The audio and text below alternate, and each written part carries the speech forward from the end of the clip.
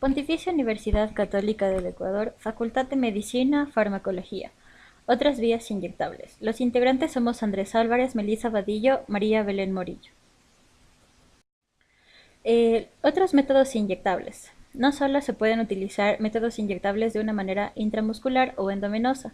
Tenemos otras vías como son la vía intradérmica, la vía intraarticular, la vía subcutánea, la vía intrarraquídea, la vía intraósea, la vía intraperitoneal y la vía intrapleural.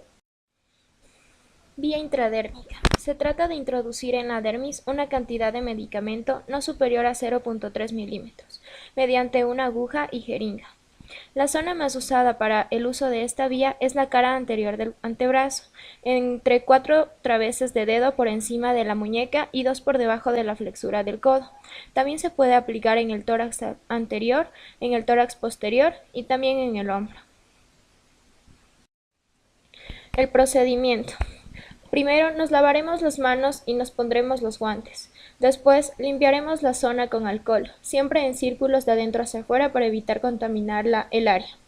Con una mano tensaremos la piel de la zona a puncionar y con la otra introduciremos la aguja casi paralela a la piel y con el bisel hacia arriba.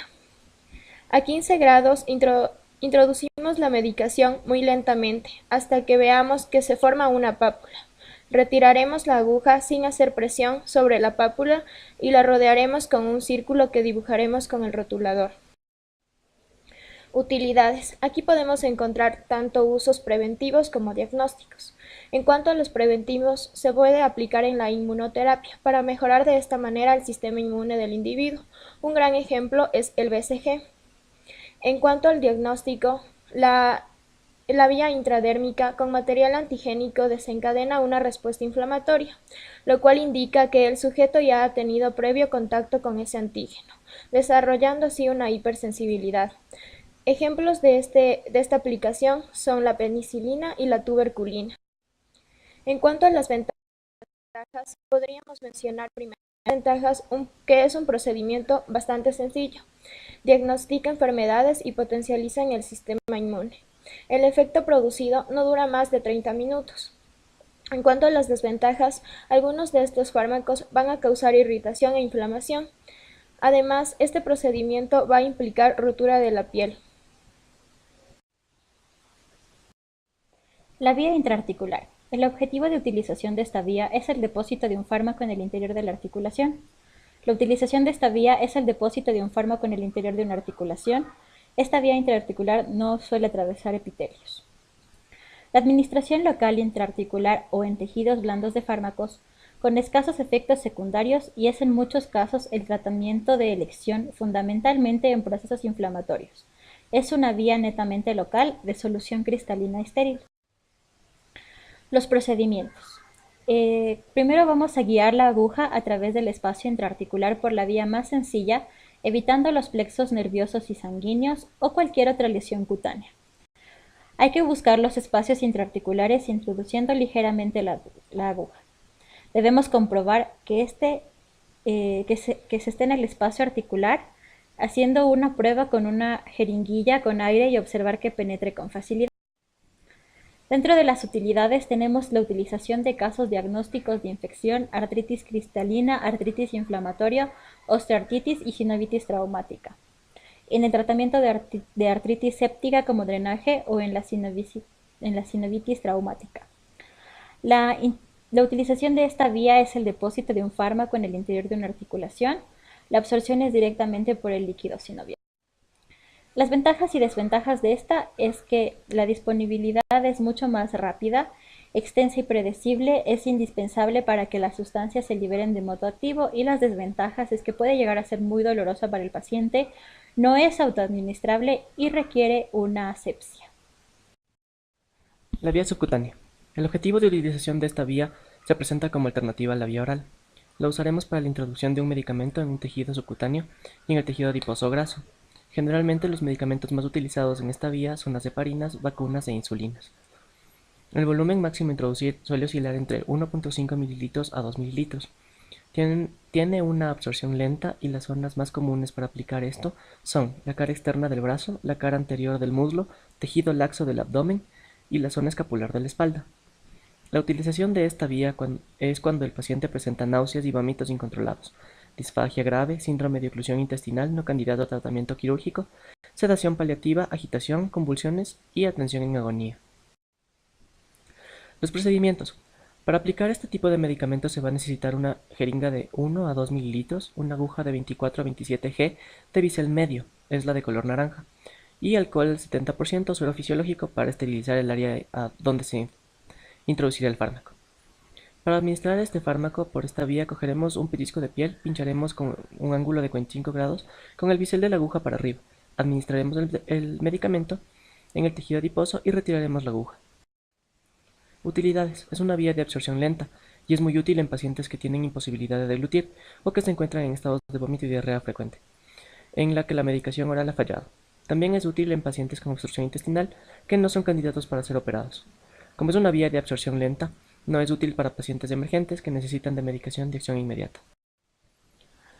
Las ventajas de esta vía es que es poco agresiva, puede ser de uso domiciliario, es poco dolorosa, puede ser con autonomía del paciente, menos efectos secundarios que una intravenosa y es útil en pacientes con conciencia disminuida.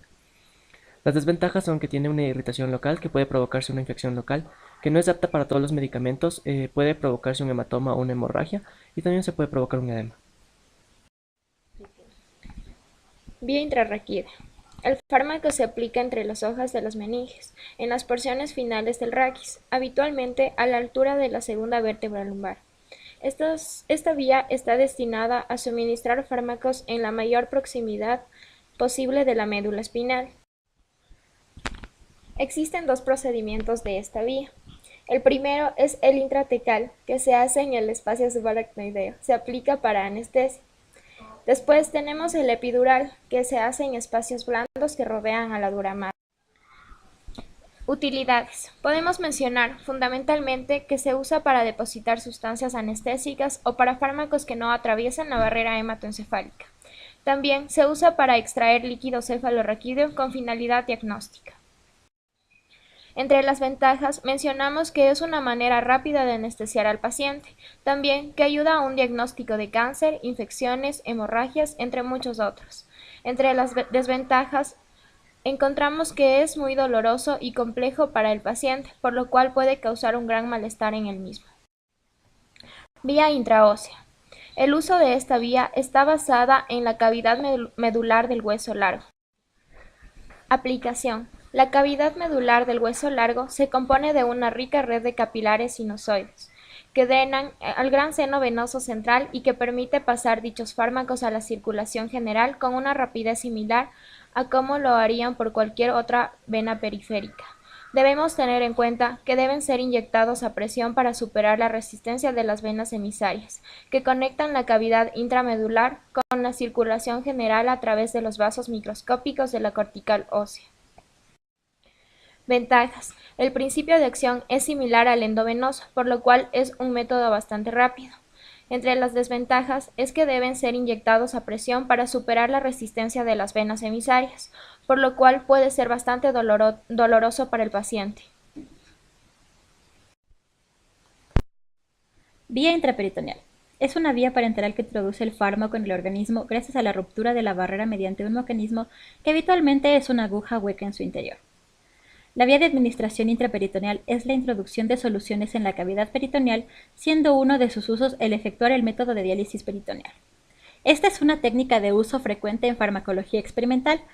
Puede llegar a ser muy peligrosa en humanos porque puede existir una posible perforación del intestino que puede causar una peritonitis o de cualquier otra estructura que se encuentre en la cavidad peritoneal. Procedimientos. La inyección intraterapéutica se utiliza para administrar volúmenes relativamente grandes de sustancias solubles. La penetración debe cesar en cuanto el fluido inyectado comience a fluir lentamente en la cavidad abdominal. Se debe medir la profundidad de la penetración de la aguja. Para su procedimiento en sí hay que introducir la aguja con un ángulo de 30 grados ligeramente a la izquierda de la línea media del ombligo, a medio camino de la sínfisis pubiana y el apéndice sifoides del esternón.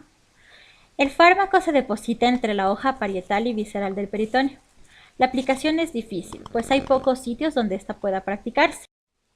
En las utilidades, este procedimiento se emplea en los casos de insuficiencia renal, eliminación de urea y potasio en exceso, intoxicaciones por barbitúricos y salicilatos principalmente. Fundamentalmente se lo utiliza para realizar lavados del peritoneo y más frecuentemente para evacuar el cúmulo del líquido peritoneal.